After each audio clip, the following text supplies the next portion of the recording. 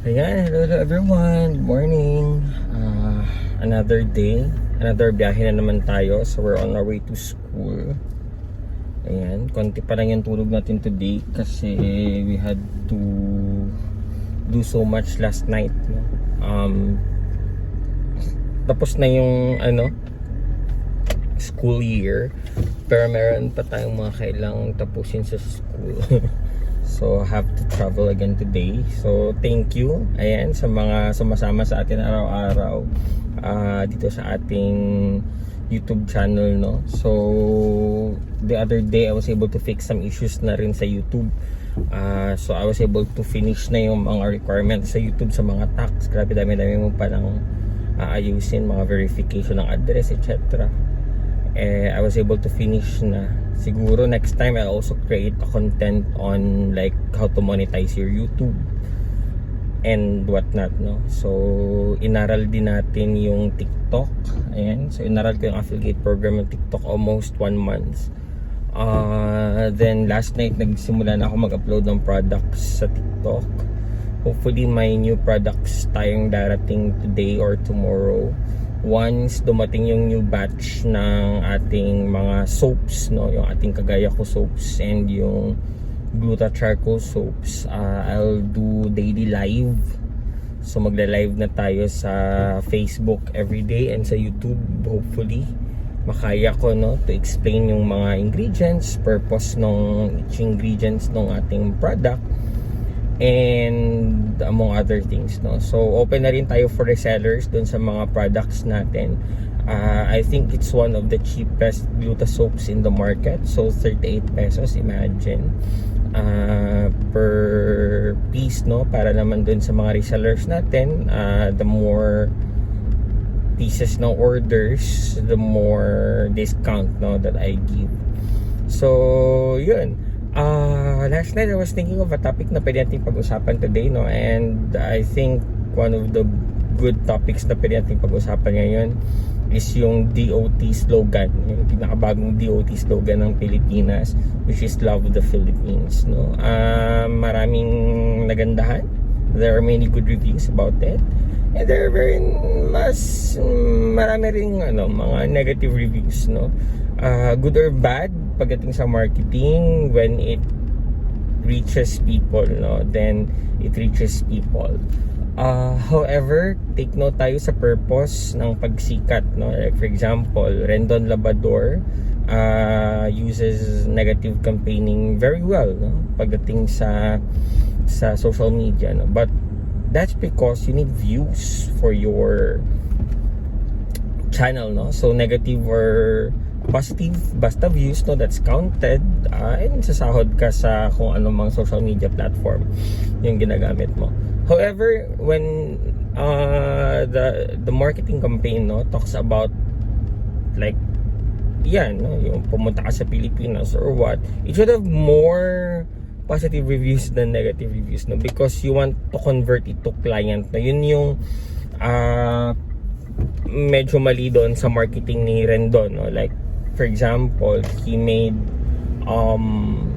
yung kanyang kitchen something plus bar, no, yung kanyang motivational rice bar, mas naalala pa nga yung motivational rice kaysa sa name ng bar, no. So though negative campaigning, no, nung palaunch yung kanyang bar, inaway-away niya si Coco Martin.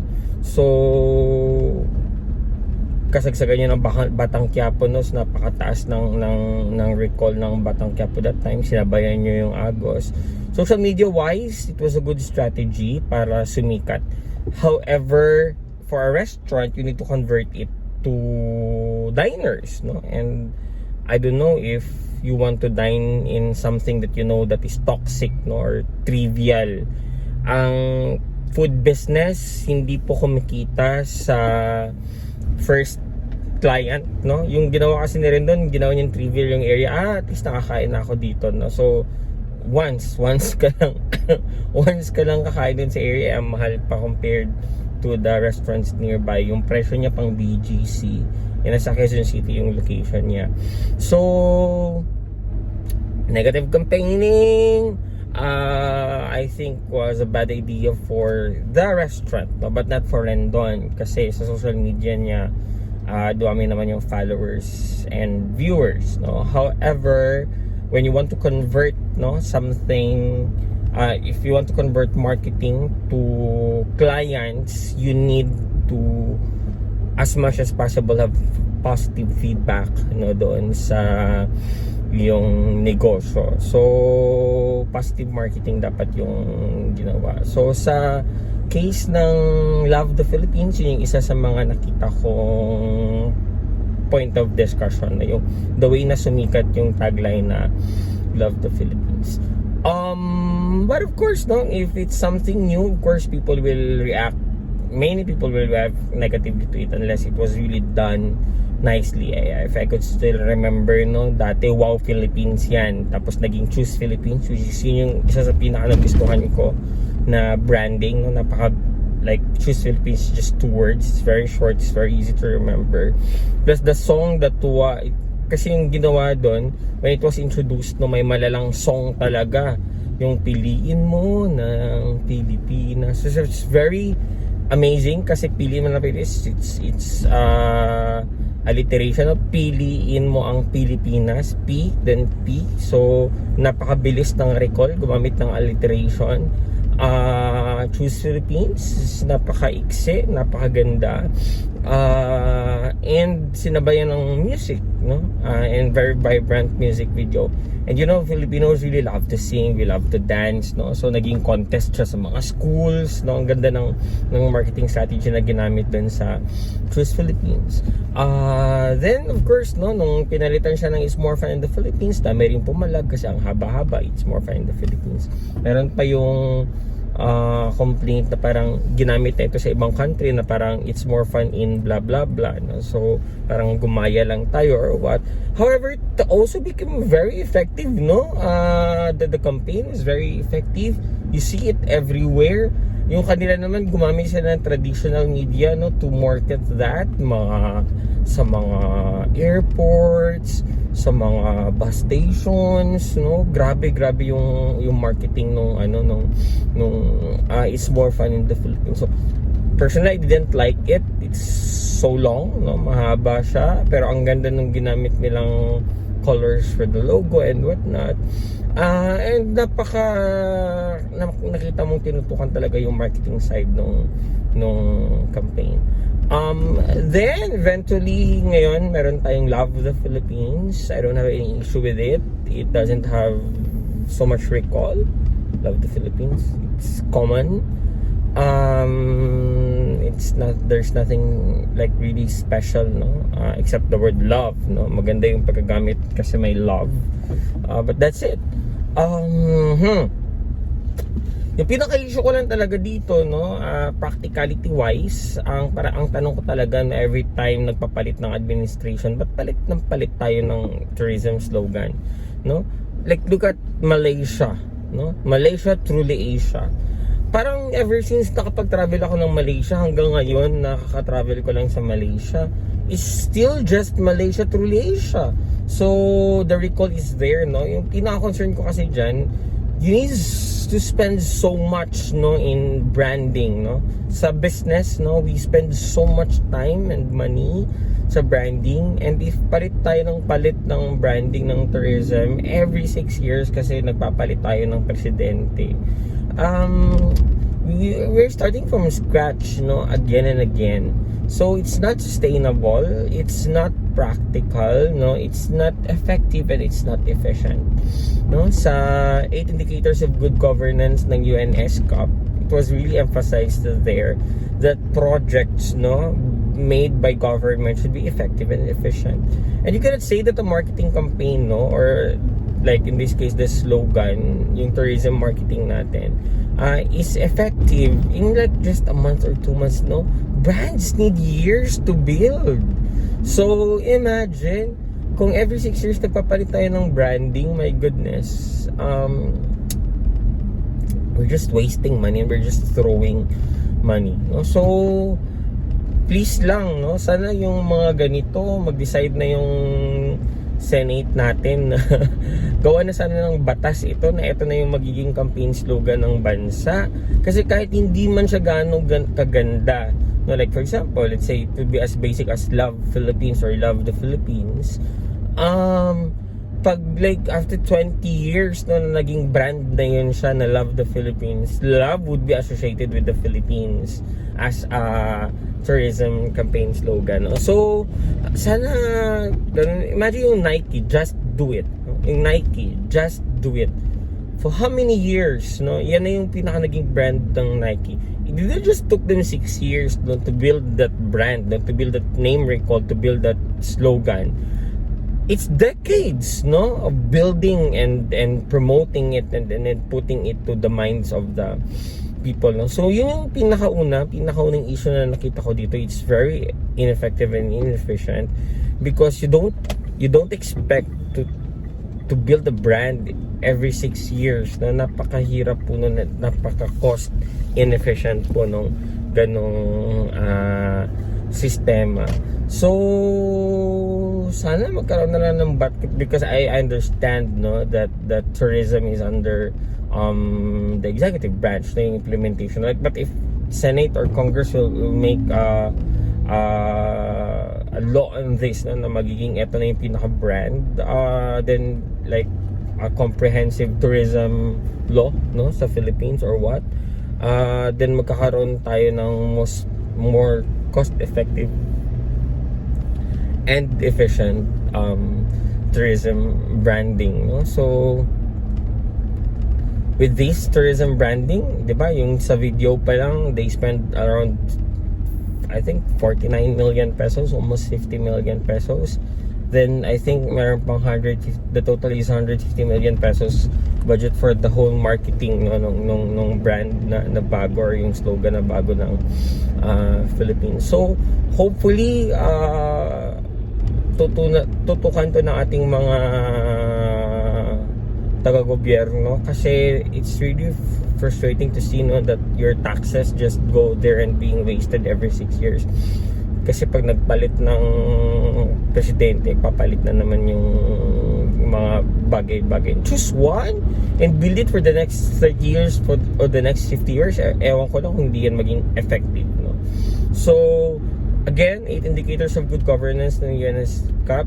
Isa doon is yung effective and efficient, no, na mga projects.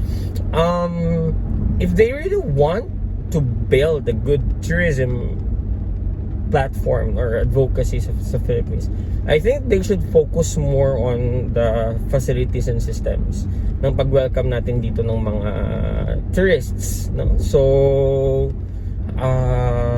I think that would be a more practical and practicable way to promote tourism, rather than changing marketing strategies and slogans and logos and music every 6 years or every new administration.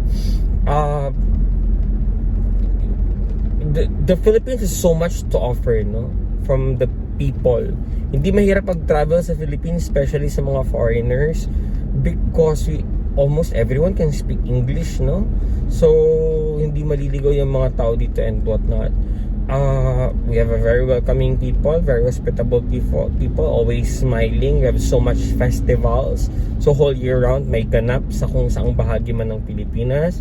Very good nature and relatively very safe, no, compared to some other Asian countries or some other third world, no, or developing countries. Ano ba? One of the best books that I read, no, and one of my favorite books is the book of Lee Kuan Yew, no, dubbed as the engineer, no, or the architect of Singapore. He was the former prime minister of Singapore. He really literally built Singapore from scratch, no. One of his best books, from third world to first, one of the best books that I've read, no, from third world to first, na book ni Lee Kuan Yew. Pakihanap niyo po, ang gandang libro. Pinakauna doon na diniscuss niya paano niya binuild yung Singapore. Pinakauna niya, sabi niya, if you want to get investors to your country, kasi when he was building Singapore, They don't have anything, literally they don't have anything to offer, no? So imagine, unlike sa Philippines, wala silang mga bundok, wala silang mga sapa, mga ilog, mga magagandang karagatan, no? So everything was man-made and man-built sa bansa nila, but they need an influx, no, of cash coming from outside sources. So they need investors, no, coming from the UK, which is yan yung naging pinaka-host ng Singapore. Sabi niya, the first thing that he did was to build a very good airport. Kung napansin niyo naman, I think everybody would agree that Changi Airport is the best, no, if not one of the best. It's one of the best, if not the best airport there is, no. May mga waterfalls pa sa loob, very organized. If delayed yung flight mo, may mga areas where you can just lay down and sleep, no. Napakagaling, napaka-convenient, napakagandang airport. Because sabi ni Lee Kuan Yew, no, your airport is the doorway to your country, no? And if you want to show people that you're serious, no, with doing business or dealing business, sa door pa lang ng inyong bahay, no, you already show that you are serious, no? So instead of, my God, 150 million pesos for a new marketing campaign, Diyos ko day, kung nilagay nila yan sa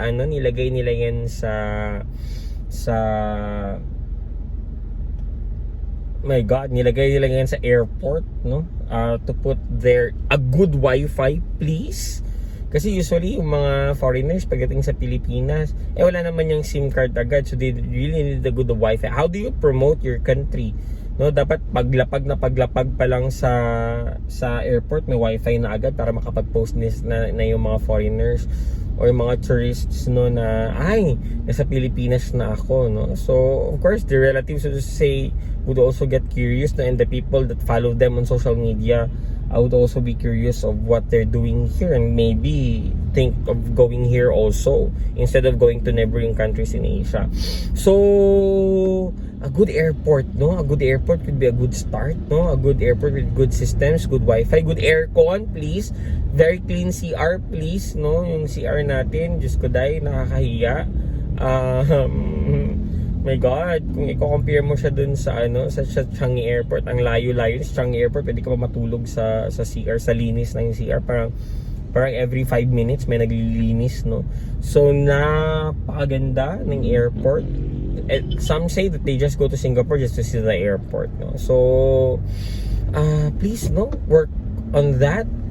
Then if they have more tourism budget, ilagay nila doon sa mga local tourism sites natin, where for example yung mga cultural sites natin, develop it, no. Tulong na rin sa ating mga kapatid na indigenous peoples. If they could do that, my goodness, no, they can attract so many tourists, because we have so many culture in us, aside sa napakagandang nature ng Pilipinas, yung the cultural celebrations here. If they could put more funding on these cultural areas, you know, they should, and do more strategies, like, I don't know kung meron ba nito sa Pilipinas, na pag foreigner ka, lahat ng mga binili mo pwede mong ipabalik yung tax. May tax refund sa airport, yung mga ganun kasi sa ibang bansa, na like Singapore and Dubai. After mo ng 5 days doon, pag uwi mo, yung lahat ng mga resibo na tax, siya, na taxed, pwede mong ipabalik yung VAT, no. So kikita pa rin naman yung gobyerno sa income tax ng mga tao, and it's in economics, no, it's not just about earning money for the government.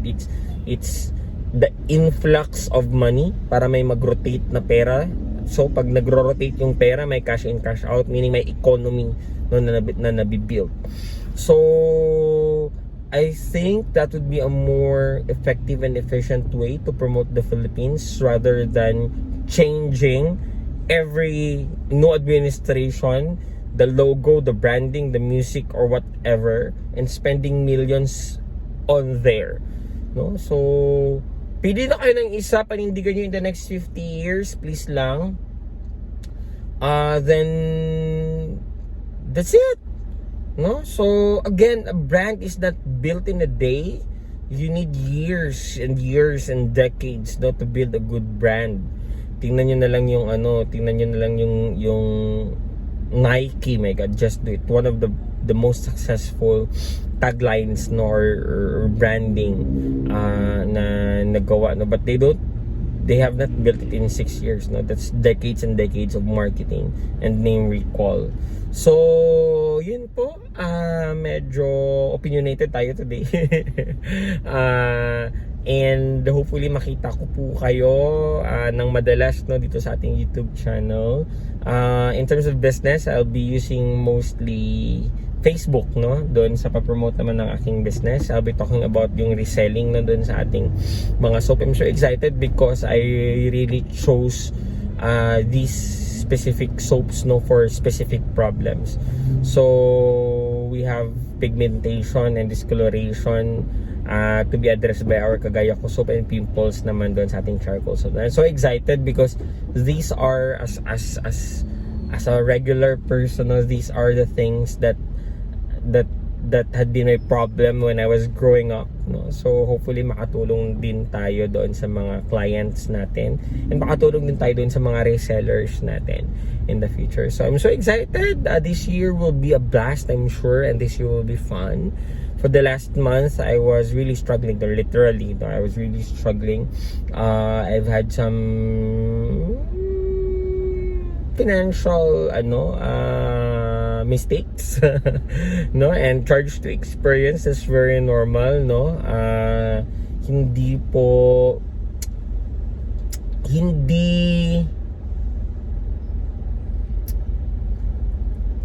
Hindi basihan ng pagkapanalo ang ilang beses kang nadapa, no, kundi ilang beses kang tumayo, at hindi po dapat nagtatapos sa pagtayo, no.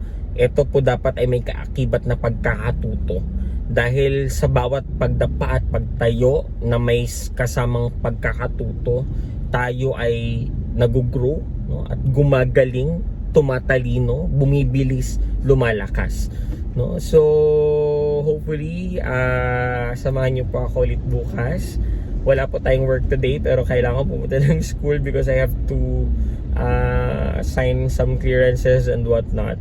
And I'm so excited, no. Law school again starts this July.